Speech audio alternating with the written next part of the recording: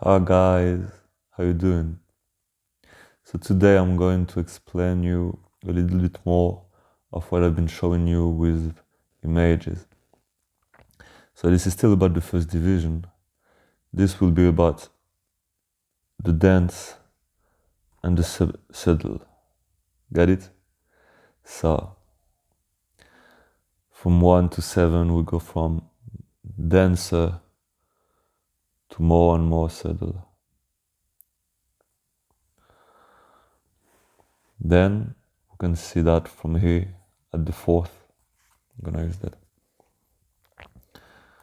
At the fourth, it is the distinction. I mean, this is more dense than subtle, and this is more subtle than dense. Meaning the proportion, talking about space or material, is more toward majority of material here, and is more toward majority of space here. So here, started at 4, we are really entering a realm of really big structures. Even though those structures we experience them inside of us because of what I told you in the last video, because of the inversion in the incarnation. But inside of you is infinite, and the real way is the opposite. That's why what is outside of us is finite, and what is inside is infinite. Because the real way is reversed. So what is outside of us, from the 1 to the 3rd dimension, is the core of creation. It's where the infinite light has contracted itself. That's why it looks like it is finite and dense and compact and material. It is like water in its ice form. So it looks like it's dense, but we all know it's water. Then around the center of the creation, so where light, the infinite light is in expansion, is what is infinite. So this is why we talk about spirit as being wide and infinite, and we experience it this way. Consciousness is the same, inner dimension is the same. You gotta know that for real, knowing this inversion, the inner dimension which is inside of you is really, really like 3 times bigger than the world we live in. So you know it. I can't show you mathematically right now. I explain to you more about this, but I just tell you so you know. But even if we don't talk about numbers, because I told you 3 times bigger, it is infinitely bigger than the world. Like really, and though it's inside of you, it's because there is this inversion. Tell me inside of you, you could, if you had the time, you could see an infinite amount of things, of knowledge. You could experience an infinite amount of knowledge, and experience appears inside of you. Because when you're sleeping, there could be a party around you, you wouldn't experience it, even though your body is at the party. But physically, you can be in contact with a certain amount of thin. Talking about your skin, for example. You got a certain surface of skin. So this is limited. It's a way for you to understand how your inner dimension is infinite, but the external world is finite. The forms are finite. And then here is about what is subtle. So wider structures, more space inside, and more specification inside of the different parts of the structures. Like a flower. If we take the stem of the flower, it is one structure. We say this is the stem. It's not really differentiated, and it's really dense. Plus, it's lower, closer from the center of Earth, or center of gravity. Then if we take the flower in itself, there is more space between the cells because it is less dense. There is a specification.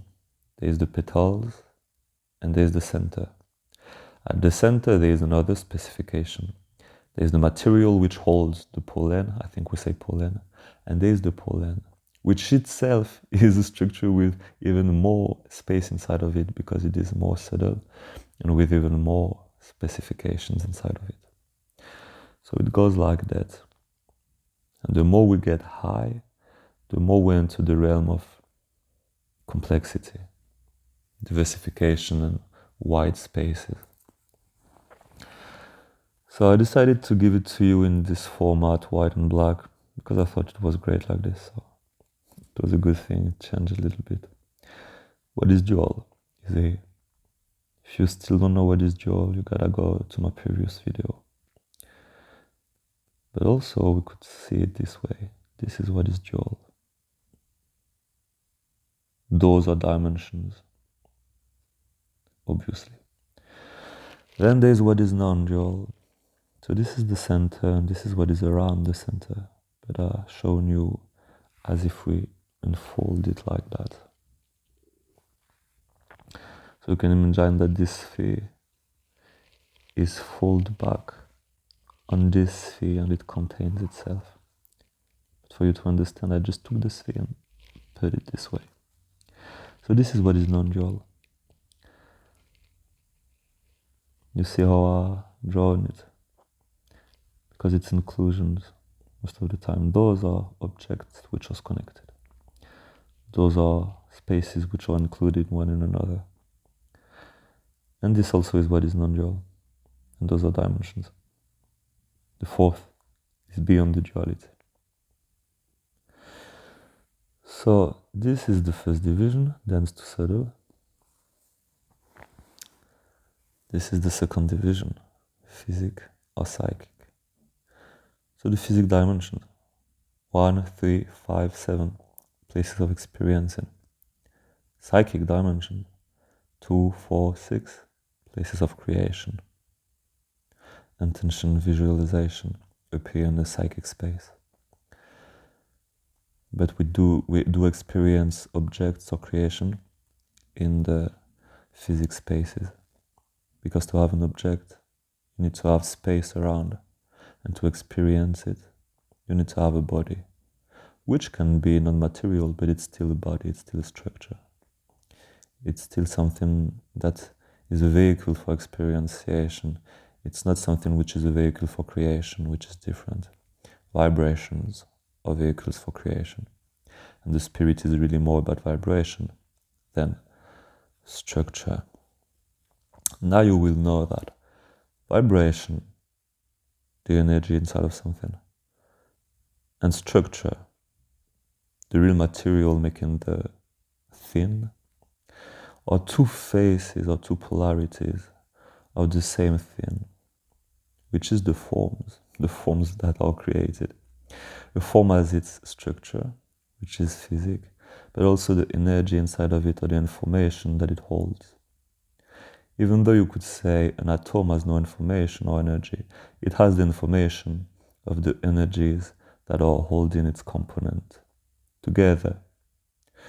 Also in this atom there is the information of his length of life, how long it will live, so how long the component will stay together. So this is an information, so this is vibration. Also you can know too that atoms vibrate and they have energy, so we found the vibration we were looking for. So psychic dimensions are places of creation because you are there as a vibration, as a spirit. You understand me? And the third division, you know it well now, I think. It's the division between what is dual and what is non-dual. One more time. What is dual needs to survive, so it will fight for its survival. It is limited in time. What is non-dual doesn't need to survive, so it won't fight for its survival because it doesn't need to. It is eternal. It is not limited in time or in space. What is dual is also often limited in space, but those two distinctions become less and less evident as we go deeper and deeper into the understanding of the whole systems. And as we go, the more we get close from the frontiers between two dimensions, the more the division between what is dual and non-dual starts to fade a little bit. It goes from 95% expression to 5% expression. When we are, in he. So it can appear things that are kind of exceptions, we can say, like 5% of the model in those frontiers.